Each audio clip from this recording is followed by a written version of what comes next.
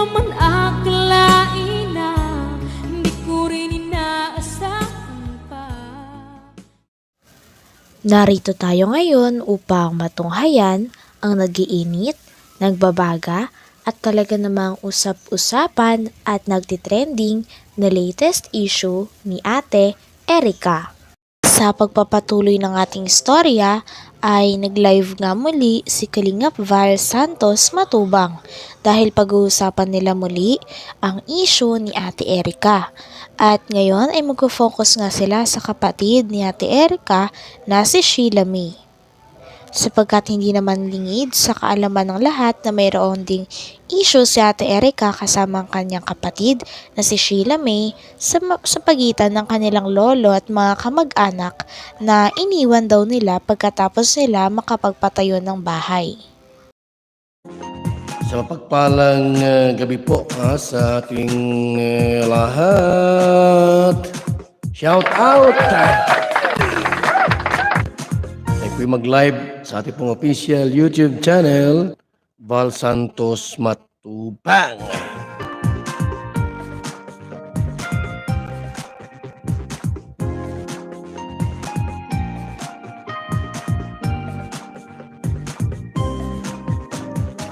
Sumayaw-sayaw, tayo'y sumayaw-sayaw.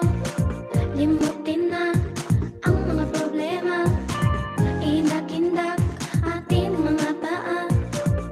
Sa tugtugin, tayo ay sumabay na. Ang mga kamay ay Ay lahat ng mga gising pa dyan, taas ang mga paa. Mga gising pa po dyan, ngayon ay oras natin sa buong kapuluan. Alas 11:48 na po ng gabi. Gabi pa, ha? Na po ng gabi.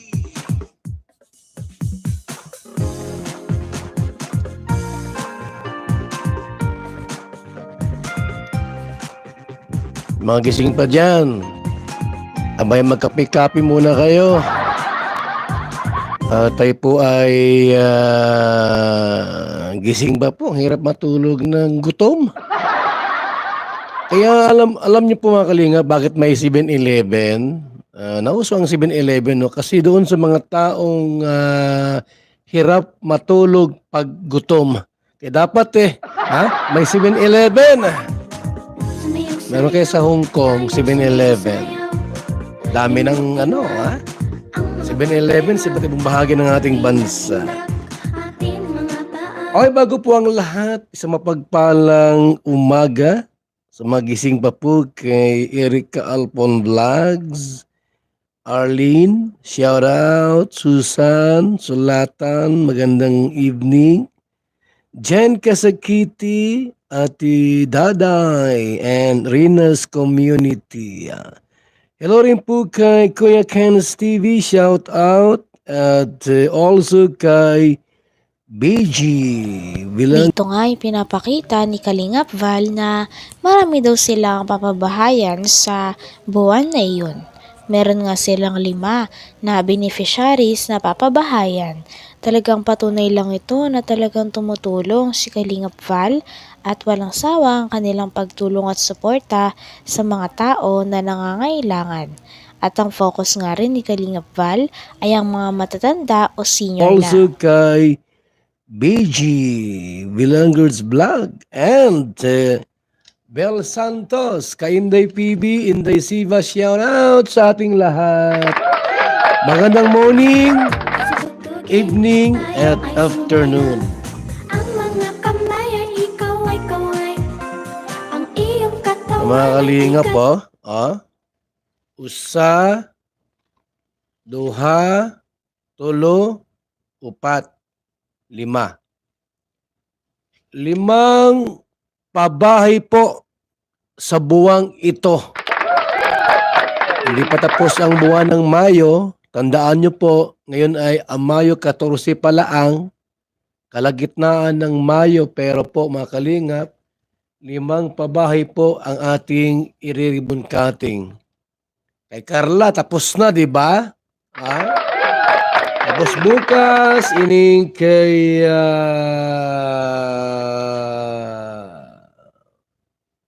Jomark Abiada at sa hapon kay Rimilin Galicio.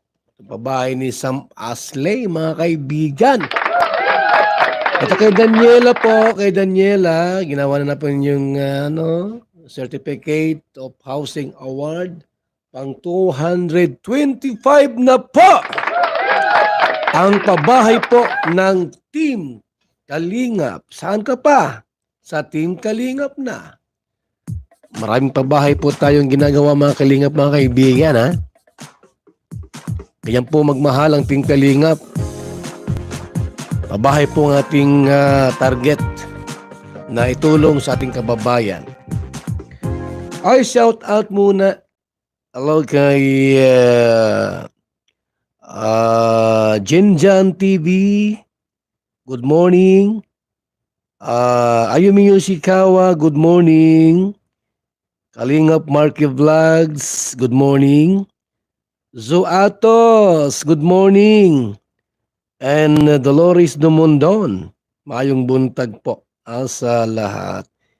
Kay Mama Bings Vlog, Vicky Pagal, good morning po sa ating lahat, mga Kalingap. Dito ay sinabi ni Kalingap Val at kinuwento niya muli sa mga viewers na dati ay sinabihan daw ni Lolo Miguel na ang kanyang dalawang apo na si Ate Erica at si Ate Sheila May ay talagang napakababait daw at sila nga daw talaga ang tunay na nagpalaki dito.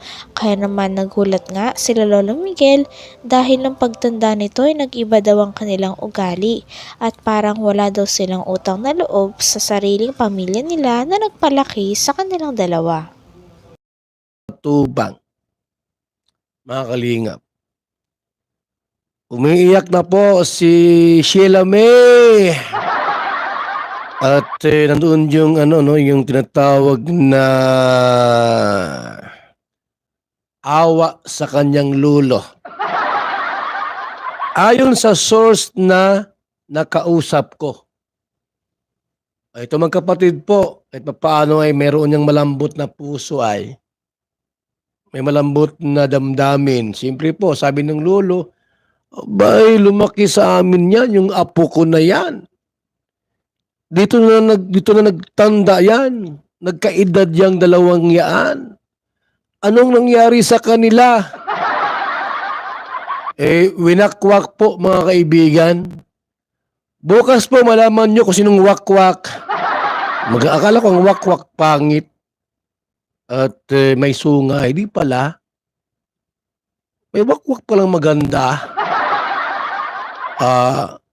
Sana makilala kita ng lubusan, ma-meet ng personal. Sana po, no? Ma-meet kita ng personal para magbiso-biso. Taga-Korea po, mga Kalingap. Ang tapang-tapang pati. Ha? Alam mo yung mensahe niya sa kanyang Facebook, mga kaibigan? May halong ito, no? Tinatawag na pagbabanta. I-try natin po yung ating pong abogado dito, mga kaibigan. Huwag naman sanang bantaan yung mga senior citizen at walang kalaban-laban. Maawa naman kayo sa kanila. Ito po, mga Kalingap po, nagbabanta ining maray. Sino ba ini, Kuya Val? Ayan na, oh. Ayan, napakagandang babae ini. Ayan mo, bukas po magkilala natin siya, kung sino ini. Ita-thumbnail ko. Ay, wakwak ba ini? Hindi po, gwapa. Ayan, oh. Ayan, gwapang-gwapa, oh. Ay, teacher in pala. Akala ko, teacher in. Hindi pala. Akala ko siya na ini, mga Kalingap. Yan. Hanggang dito na lamang muna ang ating nag-iinit, nagbabaga, pinag-uusapan at talaga ng mga nagtitrending na latest issue ni Ate Erica.